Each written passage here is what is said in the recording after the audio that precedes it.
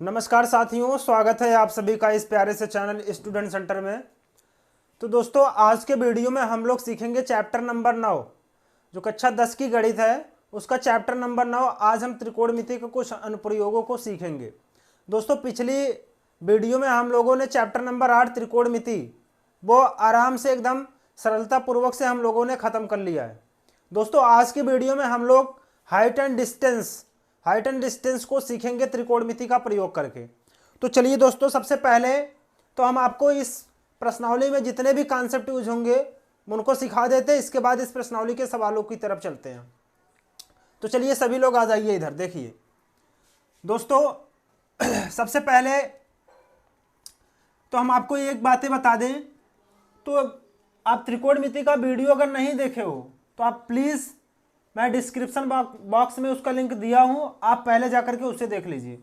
क्योंकि जब तक आपको ये जो त्रिकोणमिति है ये इसके सवाल और इनके कॉन्सेप्ट नहीं समझ में आए रहेंगे, तब तक आप इस चैप्टर को नहीं हल कर पाओगे।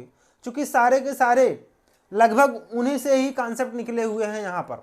ठीक है, इस प्रश्नावली में जितने भी कॉन्सेप्ट यूज होंगे वो सबके सब उसी चैप्टर से ही निकले हुए कॉन्सेप्ट हैं। तो चलिए एक बार मैं आपको याद दिला देता हूँ वो कॉन्सेप्ट। देखिए, यहां पर मान लेते हैं एक समकोण त्रिभुज हम लेते हैं ए बी और सी। समकोण त्रिभुज क्या होता है दोस्तों? जिसका एक कोण 90 अंश का होता है। ठीक है, अब हम अगर ये कोण लेंगे तो इसके सामने की भुजा ये लंब हो जाएगी और ये आधार हो जाएगी और ये कर्ण हो जाएगा। ठीक है दोस्तों, तो देखिए यहां पर एक हमने आपको कॉन्सेप्ट बताया था, ये लाल बटे कक्का का, लाल बटे कक्का।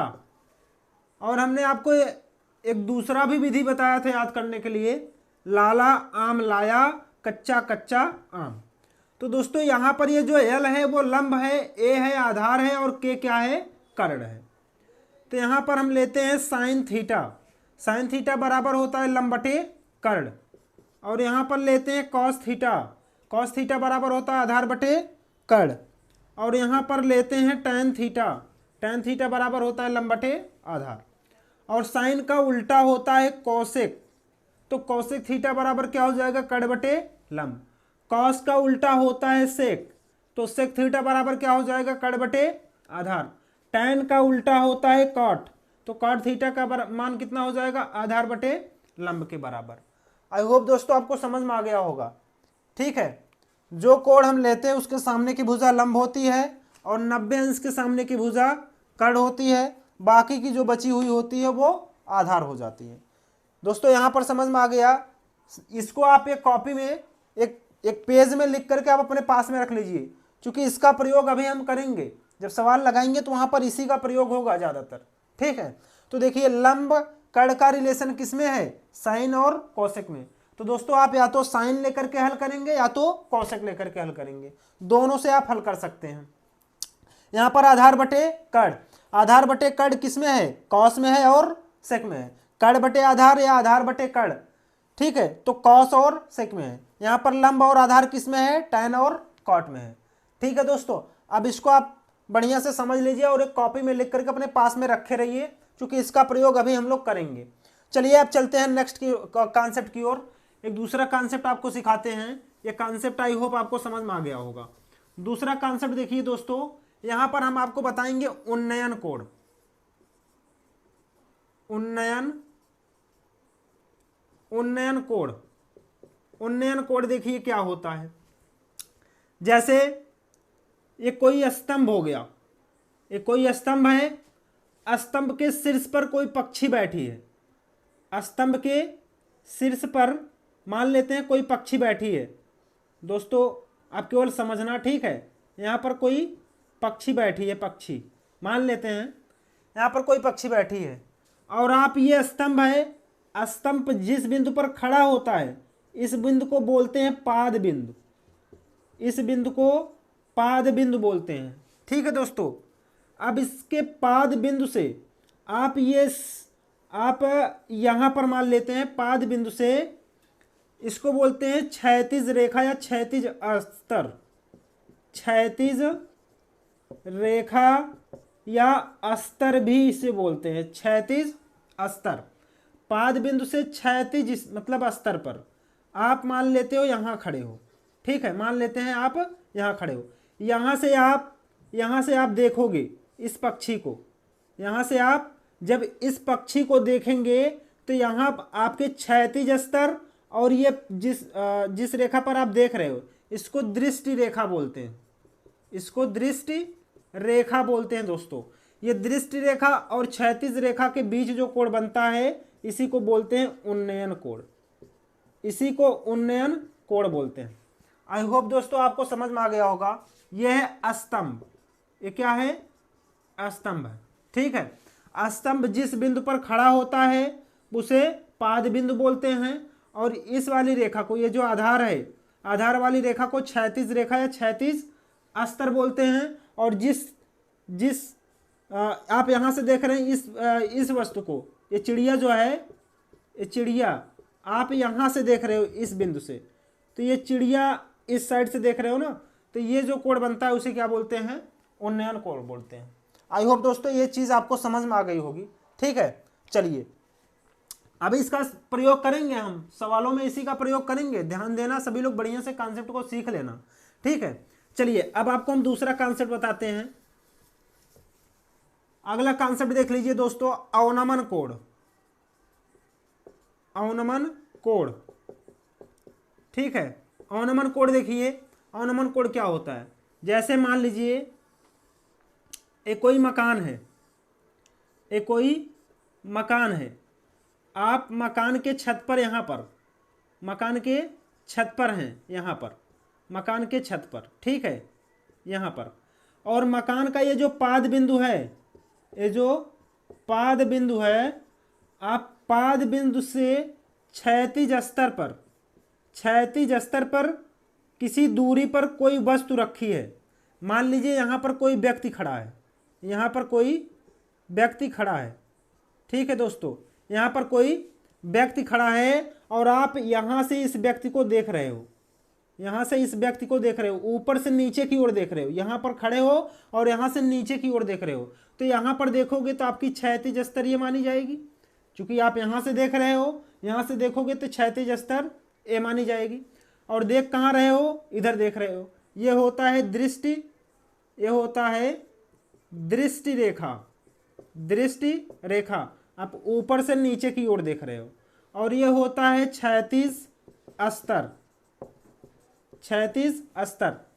तो ये जो दोस्तों आपका ये क्षैतिज स्तर जो समांतर होता है ये वाला, इसके और ये दृष्टि रेखा के बीच जो कोण बनता है इसको बोलते हैं अवनमन कोण, इसी को बोलते हैं अवनमन कोण।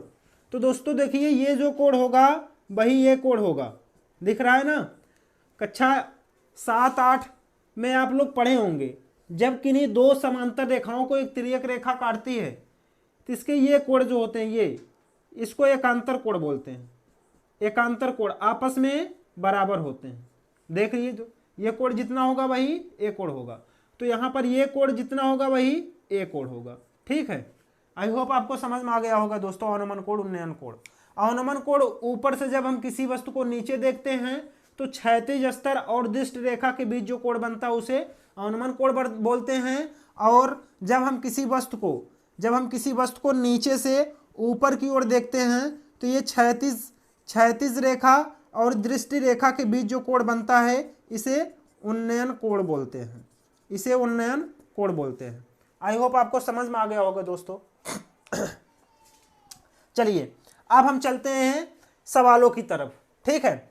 इसमें हमारे हिसाब से जितने भी कॉन्सेप्ट थे हमने आपको बता दिया, ठीक है। अब सवाल की तरफ चलते हैं, फिर वहाँ सवाल में अगर कोई कॉन्सेप्ट छूटेगा तो हम उसी सवाल के साथ साथ बताते चलेंगे, ठीक है। चलिए अब हम लोग सवाल नंबर 1 देखते हैं।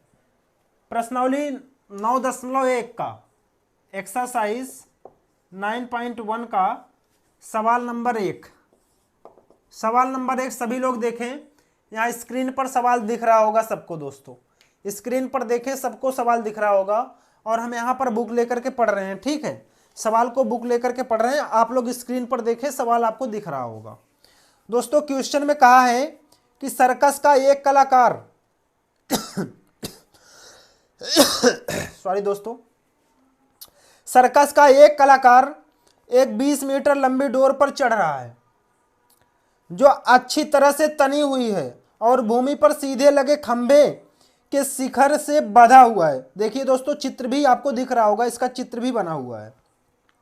ठीक है, यदि भूमि स्तर के साथ डोर द्वारा बनाया गया कोण 30 अंश का हो तो खंभे की ऊंचाई ज्ञात कीजिए। देखिए चित्र मैं यहां पर एक बार फिर से बना करके आपको समझा दे रहा हूं। वैसे चित्र आप देखिए, चित्र बना हुआ है। ठीक है, यहां पर देखिए, ये चित्र मैं आपको बनाकर दिखा रहा हूं। ये कोई स्तंभ है, ये स्तंभ है जिसके शीर्ष से एक सर्कस वाला जो है वो शीर्ष से इसके पाद बिंदु से कुछ दूरी पर एक रस्सी की डोर जो कि 20 मीटर है। कितना है दोस्तों? 20 मीटर है। इस रस्सी की डोर को इसके शीर्ष और इसके पाद बिंदु से कुछ दूरी पर कस के बांधा हुआ है। डोर तो ऐसे सीधा बांधेगा नहीं, कुछ दूरी पर ही बांधेगा ताकि इस पर वो चढ़ सके। ठीक है, तो यह क्वेश्चन में दिया है। और पाद बिंदु से क्षैतिज स्तर पर जिस बिंदु पर वो बंधा है उसके साथ और शीर्ष के साथ वो 30 अंश का कोण बना रहा है। क्वेश्चन में दिया वो 30 अंश का कोण बना रहा है। ठीक है, तो स्तंभ की ऊंचाई पूछा है। हम मान लेते हैं स्तंभ की जो ऊंचाई है वो h है। अगर आप इसका नाम देना चाहते हैं तो आप नाम दे दीजिए, वैसे बहुत जरूरी नहीं है। ठीक है, जब आपके क्वेश्चन में दिया है तो दे दीजिए। अब इधर देखिए दोस्तों, हमको ये बताना है जब ये कोण दिया है तो इसके सामने की भुजा ये क्या हो जाएगी? लंब हो जाएगी। और ये समकोण है, ये तो कर्ण होगी, एक कर्ण होगी और यहां पर ये आधार होगा। हमें आधार से कोई लेना देना नहीं है, हमें कर्ण पता है, कोण पता है और लंब ज्ञात करेंगे। तो बताइए दोस्तों, कर्ण और लंब का रिलेशन किस में आता है? साइन थीटा में। देखिए क्या है, सभी लोग अपने कॉपी में लिखे होंगे। ठीक है, अपने कॉपी में लिखे हैं, वहां पर देखिए लाल बटे कक्का में मैंने आपको साइन थीटा बराबर क्या बताया है? साइन थीटा बराबर लंब बटे कर्ण। तो हम यही लगाते हैं, यहीं पर लगाते हैं, यहां पर लिख देते हैं एक लाइन, माना खंभे की ऊंचाई, माना खंभे की ऊंचाई h मीटर है, h मीटर है। तो दोस्तों साइन थीटा बराबर क्या होता है? लंब बटे कर्ण। तो यहां पर साइन थीटा का स्थान पर क्या है? 30 अंश। लंब कितना है? h है। कर्ण कितना है? 20। तो साइन 30 अंश का मान क्या होता है? 1/2 h बटे 20, 2 दहम्मा 20। अब इस 10 का इधर तिर्यक गुणा करेंगे तो h बराबर क्या हो जाएगा? 10 मीटर। तो दोस्तों खंभे की ऊंचाई कितना निकल के आई? 10 मीटर। h का मान आया 10 मीटर। ठीक है, यहां पर लिख देना, अतः खंभे की ऊंचाई, अतः खंभे की ऊंचाई 10 मीटर होगी। आई होप आपको समझ में आ गया होगा दोस्तों। ठीक है, बहुत ही सरलता पूर्वक आपको समझ में आया होगा। चलिए अब चलते हैं नेक्स्ट क्वेश्चन की ओर। ठीक है, क्वेश्चन नंबर 2 देखें सभी लोग। क्वेश्चन नंबर 2 देखिए दोस्तों, स्क्रीन पर आपको क्वेश्चन नंबर 2 दिखने लगा होगा। ठीक है, क्वेश्चन नंबर 2 सभी लोग देखें ध्यान से और पढ़ते रहें। क्वेश्चन को पढ़ते रहें, स्क्रीन पर देखें, यहाँ पर क्वेश्चन दिख रहा होगा। क्वेश्चन को पढ़ते रहें दोस्तों। ठीक है, अब यहाँ पर हम क्वेश्चन को पढ़ रहे हैं। दूसरा नंबर क्वेश्चन जो है, देखिए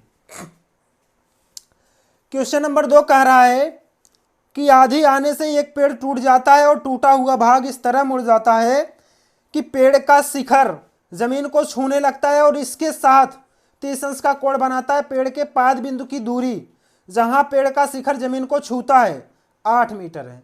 पेड़ की ऊंचाई ज्ञात कीजिए। तो देखो दोस्तों, क्वेश्चन बहुत ही सरल है। अब यहां पर आपको डायग्राम नहीं मिल रहा है, आपको स्वयं डायग्राम बनाना पड़ेगा। क्वेश्चन में जिस प्रकार कहा है आराम से पढ़ते चलिए और जैसे जैसे कहा है वैसे वैसे चित्र को बनाते चलिए, आराम से बनेगा। ठीक है, चलिए हम यहाँ पर चित्र को बनाते हैं। सबसे पहले तो चित्र में कहा है कि एक पेड़ है। ठीक है, जो एक पेड़ था, ऐसे पेड़ ऐसे होगा, पेड़ का ये क्या है? पाद बिंदु है। ये क्या है?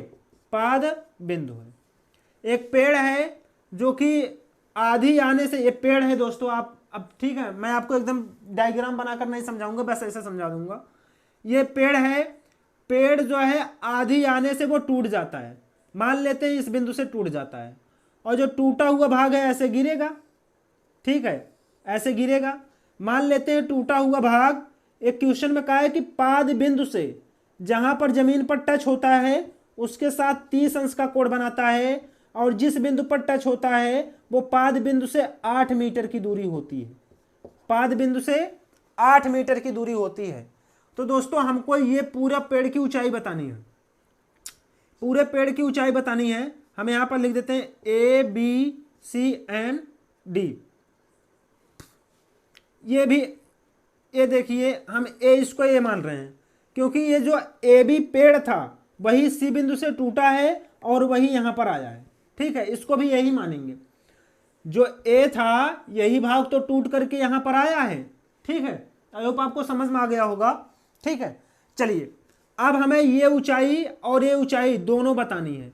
मतलब यहां पर देखिए अगर हम एक कोण लेंगे तो ये क्या होगा, लंब होगा, और ये आधार दिया है। तो दोस्तों लंब और आधार का किस में आता है रिलेशन?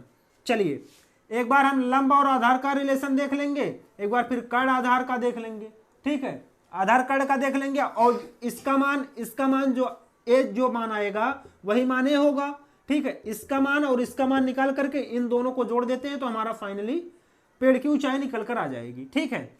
हम यहां पर इसको मान लेते हैं H1 और इसको मान लेते हैं H2, और H2 ही टूट करके यहां पर आया हुआ है, H2 ही टूट करके यहां पर आया हुआ है, ठीक है दोस्तों। चलिए आई होप आपको क्वेश्चन समझ में आ गया होगा। जब ये समझ में आ जाएगा दोस्तों तो आप सवाल आराम से हल कर लोगे। देखिए लंब है और ये आधार है और ये कर्ण है। तो सबसे पहले हम ये वाला रिलेशन आधार और कर्ण के साथ देखते हैं। तो दोस्तों सभी लोग देखें अपने कॉपी में, ये जो लंब कर्ण आधार जो लाल बटे कक्का मैंने आपको बताया है, यहां पर देखिए लाल बटे कक्का, ठीक है। यहां पर देखिए आधार और कर्ण का रिलेशन किसमें है, इसमें है ना।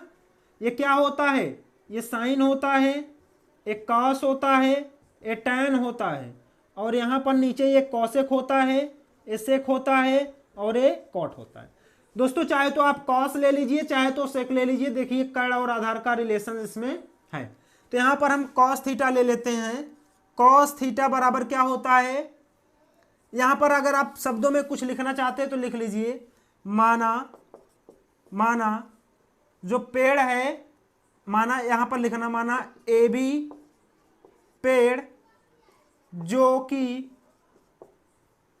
कि आधी के आने से माना सी बिंदु से टूटकर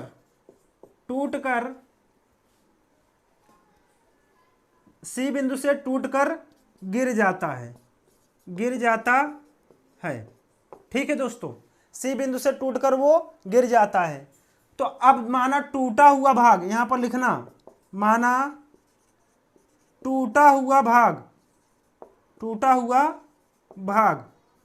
H2 है, टूटा हुआ भाग H2 है, तो ठीक है। तो यहां पर लिखेंगे cos थीटा बराबर क्या होता है, आधार बटे कर्ण। तो यहां पर देखिए cos 30 अंश रखेंगे, क्या रखेंगे, cos 30 अंश। cos 30 अंश बराबर क्या हो जाएगा, आधार 8 है और कर्ण हमें H2 बताना है। तो यहां पर देखिए तो cos 30 अंश की वैल्यू क्या होती है दोस्तों, cos 30 अंश की वैल्यू √3/2 होती है और 8 बटे H2, ठीक है।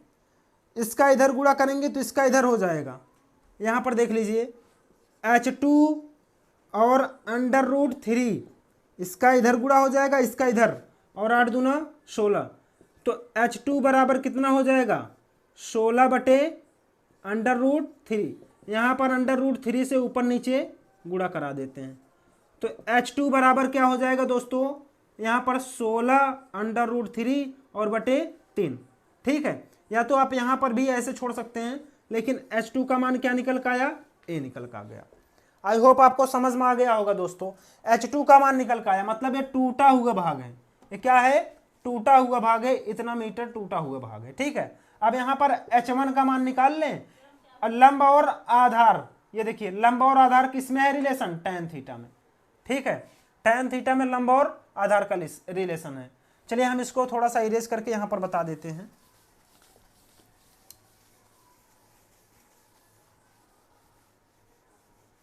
ये h2 का मान है। अब यहाँ पर देखिए, यहाँ पर लगाएंगे tan थीटा बराबर होता है लंब बटे आधार। तो tan 30 अंश, कोण तो यही लेंगे, tan 30 अंश बराबर लंब क्या है, h1 है, और आधार क्या है, 8 है। tan 30 अंश का मान क्या होता है, tan 30 अंश का मान क्या होता है, 1/√3 बराबर यहाँ पर h1 बटे 8। इसका इधर गुणा होगा और इसका इधर गुणा होगा, नहीं तो h1 को यहीं रहने दो, इसको इधर कर दो बस, h1 को यहीं रहने दिए, 8/√3 हो गया। कोई दिक्कत?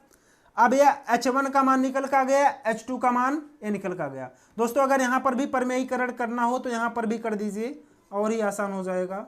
तो यहाँ पर क्या हो जाएगा, 8/√3 और यहाँ पर बटे में इसका मल्टीप्लाई होगा तो 3 बचेगा।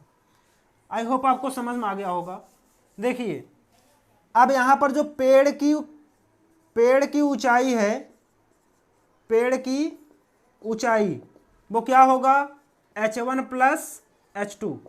तो h1 का मान क्या है, 8/√3/3 प्लस 16/√3/3। h2 का मान यही है ना। चलिए ये हर बराबर हैं तो यहाँ पर हर को ऐसे लिखेंगे और ये क्या हो जाएंगे, 16 8 24 और बटे √3, 3 8 24। ठीक है, तो यहाँ पर निकल का जाएगा 8/√3। इतना मीटर का पेड़ होगा, यही है आंसर। आई होप दोस्तों आपको समझ में आ गया होगा। बहुत ही सरल सवाल था, केवल आपको समझना था बस। ठीक है, चलिए अब चलते हैं नेक्स्ट क्वेश्चन की ओर। आई होप आपको समझ में आ गया होगा। स्क्रीनशॉट लेना चाहते हैं तो आप ले लीजिए। ठीक है, चलिए अब मैं इसको इरेज कर देता हूं। अब देखेंगे क्वेश्चन नंबर 3। ठीक है दोस्तों, आई होप आपको समझ में आ गया होगा, ये बहुत ही आसानी से। चलिए अब क्वेश्चन नंबर 3 देखिए सभी लोग स्क्रीन पर। क्वेश्चन नंबर 3 सभी लोग स्क्रीन पर देखिए, यहाँ पर क्वेश्चन आपको दिख रहा होगा। क्वेश्चन नंबर 3 मैं पढ़ रहा हूं दोस्तों, आप लोग स्क्रीन पर देखें। ठीक है, देखिए एक ठेकेदार बच्चों को खेलने के लिए एक पार्क में 2 फिसल पट्टी लगाता है।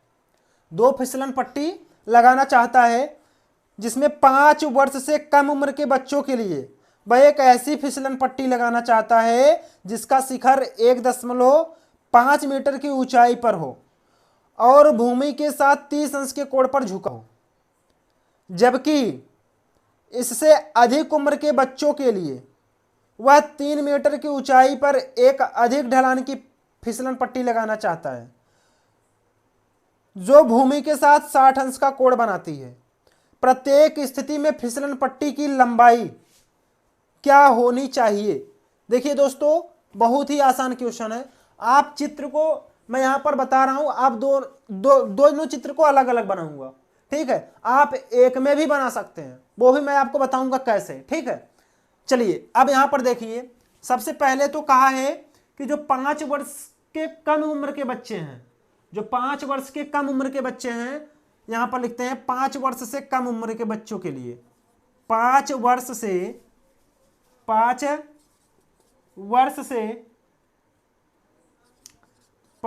से कम उम्र के बच्चों के लिए ठीक है, 5 वर्ष से कम उम्र वाले बच्चों के लिए जो होगा, 5 वर्ष से कम उम्र के बच्चों के लिए ये वाला डायग्राम बनाएंगे, ये वाला। मतलब इसमें कहा है कि जो फिसलन पट्टी लगाना चाहता है वो उसका जो शिखर है, शिखर बोले तो ये जिस पर वो बांधेगा उसका शिखर 1.5 है, 1.5 मीटर है। ठीक है, और वो जो है वो भूमि के साथ, यह है भूमि मतलब क्षैतिज स्तर, अब इसके साथ वो 30 अंश का कोण बना रहा है। तो हमें ये पट्टी की लंबाई बतानी है, ये पट्टी की लंबाई बतानी है, ठीक है। ये 5 वर्ष से कम उम्र के बच्चों के लिए है, और यहां पर देखिए ये 5 वर्ष से अधिक बच्चों के लिए, 5 वर्ष से अधिक उम्र वाले बच्चों के लिए, ठीक है। जो 5 वर्ष से अधिक उम्र वाले बच्चे होंगे उनके लिए देखिए जो फिसलन पट्टी लगाना चाहता है उसका जो शीर्ष बिंदु है, ये शीर्ष बिंदु जिस पर वो बांधेगा वो 3 मीटर की ऊंचाई का है, वो 3 मीटर की ऊंचाई का है, और वो भूमि के साथ 60 अंश का कोण बनाना चाहता है। ये ऊंचाई भी बढ़ी, कोण भी बढ़ा तो ढलान ज्यादा हो जाएगा, ठीक है। अब यहां पर ये जो है सॉरी, यहां पर ये चीज पूछा, ये फिसलन पट्टी की लंबाई पूछा, ये फिसलन पट्टी की लंबाई पूछा है, ठीक है। चलिए अब आपको समझ में आ गया होगा, यही यहां भी हम इसको इधर लगा लेते हैं, उसको इधर लगा लेते हैं, ठीक है। ये 5 वर्ष से अधिक उम्र वाले बच्चों के लिए है, ये 5 वर्ष से कम उम्र के बच्चों के लिए है। तो यहां पर देखिए दोस्तों, हमको ये क्या है, मान लेते हैं x है, यहां पर भी मान लेते हैं x डैश है, ठीक है। ये जो है ये कर्ण है, चूंकि ये कोण है तो कोण के सामने की भुजा क्या होगी, लंब होगी, और ये 90 अंश का है तो इसके सामने की भुजा क्या होगी, कर्ण होगी। और यहां पर ये क्या होगी, लंब होगी, और ये 90 अंश का कोण है तो इसके सामने की भुजा क्या होगी, कर्ण होगी। आई होप आपको समझ में आ रहा होगा दोस्तों। अब बताइए लंब और कर्ण का रिलेशन किसमें है, साइन थीटा में। तो यहां पर लगाएंगे साइन थीटा बराबर होता है लंब बटे कर्ण, तो यहां पर लिखेंगे साइन 30 अंश बराबर लंब कितना है 1.5, और कर्ण हमें ज्ञात करना है। साइन 30 अंश का मान 1/2 होता है और 1.5 बटे x हो जाएगा। x का मान निकालेंगे तो x का इधर मल्टीप्लाई 2 का इधर, और 15 दूना 30 होता है, और यहाँ पर दशमलव है एक अंक पर तो हम दशमलव लगा देंगे, मतलब 3 मीटर आएगा। कितना आएगा दोस्तों, 3 मीटर। यहाँ पर जो बच्चों के लिए होगा फिसलन पट्टी की लंबाई कितनी होगी, 3 मीटर। यहाँ पर अगर लिखना चाहते हो तो लिख लेना, अतः फिसलन पट्टी की लंबाई 3 मीटर की होनी चाहिए, ठीक है, 3 मीटर की होनी चाहिए। इसका आंसर ये हो गया, इसका आंसर ये हो गया। अच्छा अब यहां पर देखिए, यहां पर भी हम लगाएंगे क्या, साइन थीटा, तो थीटा का स्थान पर क्या लिखेंगे 60 अंश, और लंब कितना है 3, और कर्ण कितना है x। साइन 60 की वैल्यू होती है √3/2, 3/x। इसको इधर कर दें, इसको इधर, इसका तिर्यक गुणा करा दें, तो x बराबर डायरेक्ट कर रहे हैं दोस्तों, ये इधर आ जाएगा, मतलब √3x, और इधर 3 दूना 6, और √3 इधर नीचे चला आएगा, और √3 का परमेयी करण कर देते हैं, तो यहाँ पर मिलेगा 6√3 और बटे में 3 दूना 6। x बराबर कितना आया 2√3, ये आ गया इतना मीटर। यहाँ पर अगर आप लिखना चाहते हो तो लिख लेना, यहाँ पर लिख लेना, अतः 5 वर्ष से अधिक बच्चों के लिए जो फिसलन पट्टी होगा वो कितना लंबा होना चाहिए, 2√3 मीटर का होना चाहिए, ठीक है। यहाँ पर लिख लेना, अतः फिसलन पट्टी की लंबाई 2√3 मीटर की होनी चाहिए। आई होप दोस्तों आपको समझ में आ गया होगा, ठीक है। ये रहा इसका आंसर, बहुत ही सरल था दोस्तों, बस केवल आपको समझना था। अगर हम इसको एक मतलब दोनों को एक साथ करें तो यहां पर मैं आपको तरीका बता दे रहा हूं, आप स्वयं हल करना, ठीक है। आप हल करना नहीं आएगा तो बताइएगा, हम आपको बता देंगे, ठीक है। चलिए यहां पर मैं आपको एक दूसरा मेथड बता रहा हूं, ये भी हमारे हिसाब से आपको समझ में आया होगा, चूंकि अलग अलग करके हमने आपको बताया है, ठीक है। चलिए अब यहां पर देखिए, यही क्वेश्चन एक बार फिर से मैं आपको रिपीट कर रहा हूं, थोड़ा सा देख लीजिए, क्योंकि बहुत बच्चे ऐसे हैं कि जो बहुत शॉर्ट ढूंढते हैं, तो आपको भी हमारे हिसाब से ये जो मेथड बताऊंगा वो भी अच्छा लगेगा, ठीक है। चलिए यहां पर देखिए, जैसे मान लीजिए कोई ठेकेदार है, वो फिसलन पट्टी लगाना चाहता है, ये है इस बिंदु से, ठीक है। जो छोटे बच्चों के लिए है वो 1.5 पर रखना चाहता है, ये है। और जो बड़े बच्चे हैं उनके लिए वो 3 मीटर पर रखना चाहता है। मतलब ये 1.5 है और यहाँ पर जो ये है वो 3 मीटर है, ये 3 मीटर है, 1.5 मीटर है। वो इसी बिंदु पर यहाँ पर ये देखिए ये 30 अंश का है और ये 60 अंश का है। तो अब दोस्तों देखिए ये जब कोण लेंगे तो इसके सामने की ये लंब हो जाएगी, तो यहाँ पर ये ज्ञात करना x1 और यहाँ पर ये ज्ञात कर लेना x2। ठीक है, इस वाले त्रिभुज को जब लेंगे यहाँ पर नाम लिख लेना A B C and D. तो यहाँ पर लिखना त्रिभुज ए बी सी में, ठीक है। यहाँ पर लगाना साइन 30 अंश बराबर इसका लंब ए हो जाएगा, कर्ण ए हो जाएगा 1/5 x1, ठीक है। ये हो जाएगा इसका कर्ण, ए बी सी लिए है ना, तो 1/2 बराबर 1.5 x1 और x1 बराबर हो जाएगा ये 15 दूना 30 मतलब 3 मीटर। ठीक है, आई होप आपको समझ में आ गया होगा। चलिए अब यहाँ पर जब लेंगे त्रिभुज ए बी डी, यहाँ पर लिख लेना त्रिभुज ए बी डी में जब ए लेंगे तो यहाँ पर लगाएंगे साइन 60 अंश बराबर हो जाएगा, क्या हो जाएगा 3/ये x2, ठीक है। तो इसका मान होता है √3/2 और 3/x2। तो यहाँ पर निकालेंगे तो x2 का मान क्या निकल आएगा, x2 बराबर हो जाएगा 3 दूना 6/√3। यहाँ पर √3 का परिमेयीकरण कर देना, x2 बराबर आ जाएगा 6√3/3 और ये 3 दूना 6। x2 का मान क्या निकल का आया, देखिए दोस्तों वही आया कि नहीं आया। ठीक है, अगर आपको ये अच्छा लगा हो तो आप इससे हल करिए, अलग अलग करना चाहते हैं तो आप उससे कर लीजिए। ठीक है, चलिए अब चलते हैं नेक्स्ट क्वेश्चन की ओर, क्वेश्चन नंबर 4। आई होप आपको समझ में आ गया होगा। ठीक है, देखते हैं क्वेश्चन नंबर 4 क्या कह रहा है। चलिए दोस्तों चलते हैं क्वेश्चन नंबर 4 की ओर। सभी लोग स्क्रीन पर देखें, क्वेश्चन नंबर 4 आपके सामने आ गया होगा। ठीक है, यहाँ पर देखिए क्वेश्चन नंबर 4 सभी लोग देखें दोस्तों, यहाँ पर स्क्रीन पर मैं क्वेश्चन को पढ़ रहा हूँ। क्वेश्चन कह रहा है भूमि के एक बिंदु से जो मीनार के पाद बिंदु से 30 मीटर की दूरी पर है, जो मीनार के पाद बिंदु से 30 मीटर की दूरी पर है, मीनार के शिखर का उन्नयन कोण 30 अंश है, मीनार की ऊंचाई बतानी है। देखिए दोस्तों ये क्वेश्चन नंबर 4 है और बहुत ही बढ़िया क्वेश्चन है। जैसे कह रहा है वैसे हम लोग करते चलेंगे। ठीक है, एक मीनार है, यह है मीनार, यहाँ पर थोड़ा ऊपर बनाते हैं, यहाँ पर यह है मीनार। देखिए दोस्तों ये है मीनार, ये मान लेते हैं मीनार है। मीनार का ये पाद बिंदु है, जिसके पाद बिंदु से 30 मीटर की दूरी पर, पाद बिंदु से 30 मीटर की दूरी पर, 30 मीटर की दूरी पर ये जो इसका शिखर है, मीनार का जो शिखर है, मीनार का शिखर वो पाद बिंदु से 30 अंश का कोण बनाता है। कितने अंश का, 30 अंश का। क्वेश्चन में देखिए दोस्तों 30 अंश का कोण ये बनाता है, तो हमें मीनार की ऊंचाई बतानी है। ये मान लेते हैं हम इसकी ऊंचाई ए है, ए बी एंड सी। ठीक है दोस्तों, अब यहां पर देखिए क्वेश्चन ये है, ये है उन्नयन कोण। ठीक है, यहां पर लिख लेना कि माना मीनार की ऊंचाई, माना मीनार की ऊंचाई कितना है, h है। ठीक है, तो ये बताइए ये है लंब, ये है आधार।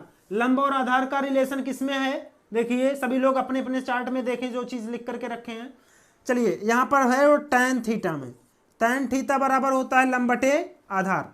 तो यहां पर लिखेंगे tan थीटा का स्थान पर 30 अंश, लंब कितना है h हमें ज्ञात करना है, आधार कितना है 30 है।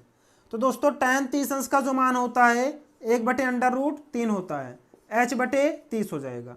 तो इसका इधर गुणा इसका इधर, बोले तो ये इधर आ जाएगा। तो h बराबर a जब इधर आएगा तो 30/√3 हो जाएगा और √3 का कर देते हैं परिमेयीकरण। तो यहाँ पर h बराबर क्या मिलेगा दोस्तों, 30√3 और बटे में 3, 3 दहम्मा 30। तो h बराबर कितना आ गया, सॉरी 10√3, यही आएगा ना, 3 दहम्मा 30। तो ये आ गया इतना मीटर। यहाँ पर लिख लेना अतः मीनार की ऊंचाई, अतः मीनार की ऊंचाई कितना होगा, 10√3 मीटर होगा। ठीक है दोस्तों, आई होप आपको समझ में आ गया होगा।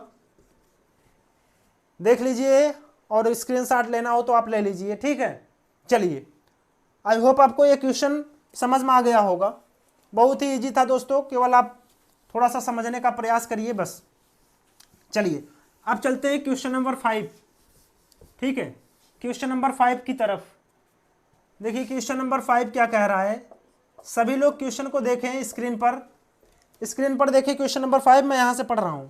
ठीक है, भूमि से 60 मीटर की ऊंचाई पर एक पतंग उड़ रही है। भूमि से 60 मीटर की ऊंचाई पर एक पतंग उड़ रही है। पतंग में लगी डोर को अस्थायी रूप से भूमि के एक बिंदु से बांध दिया गया। भूमि के साथ डोरी का झुकाव 60 अंश है। यह मानकर कि डोरी में कोई ढील नहीं है, डोरी की लंबाई ज्ञात कीजिए। बहुत ही सरल क्वेश्चन है दोस्तों, बहुत ही सरल है। आई होप आप क्वेश्चन को जब मैं पढ़ रहा था तो आप लोग शायद लगा रहे होंगे, या फिर आपको आपके दिमाग में खुद एक इमेज बन गया होगा इसका। जो मैं पढ़ा उसका इमेज तो जरूर बन गया होगा। अगर इमेज आपके दिमाग में बन गया हो और आपको क्वेश्चन समझ में आया हो तो प्लीज़ आप वीडियो को रोकिए और सवाल को लगाइए। सवाल को लगाने के बाद अगर ना लगे तो फिर वीडियो को चालू करके आप हिंट को लीजिए। ठीक है दोस्तों, क्योंकि ये मैथ है, मैथ को जितना ही आप अपने आप से प्रैक्टिस करोगे उतना ही आपके लिए बेटर होगा।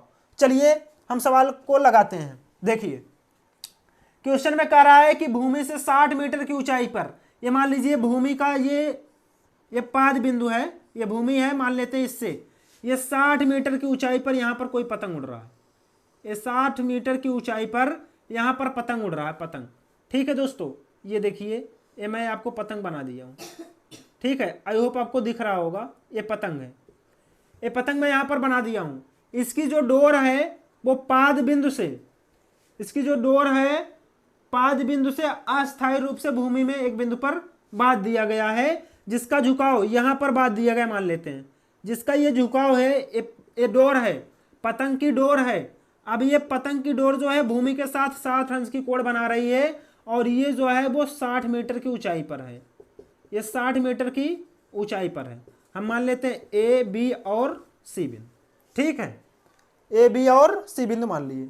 अब हमको क्या बताना है, ये जो डोर है ये कह रहा है कि इसकी तनाव एकदम सीधी है, मतलब ये एकदम तनाव में है, ये एकदम सीधी है। तो हमें यही बताना है, यही बताना, हम इसको मान लेते हैं एक्स। ठीक है दोस्तों, आई होप आपको समझ में आ गया होगा। तो देखिए लंब दिया है, कड़ पूछा है, तो लंब और कड़ का रिलेशन किसमें है, साइन एंड कोसेक में। दोस्तों आप साइन को लगाइए चाहे कोसेक को लगाइए, आंसर आपके दोनों से आएंगे।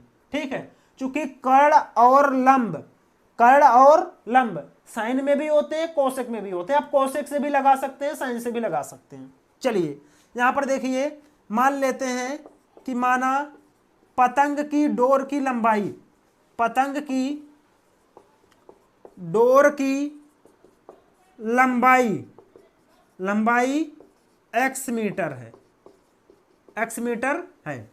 यहां पर लेते हैं क्या, साइन थीटा। दोस्तों साइन थीटा बराबर क्या होता है, लंब बटे कड़।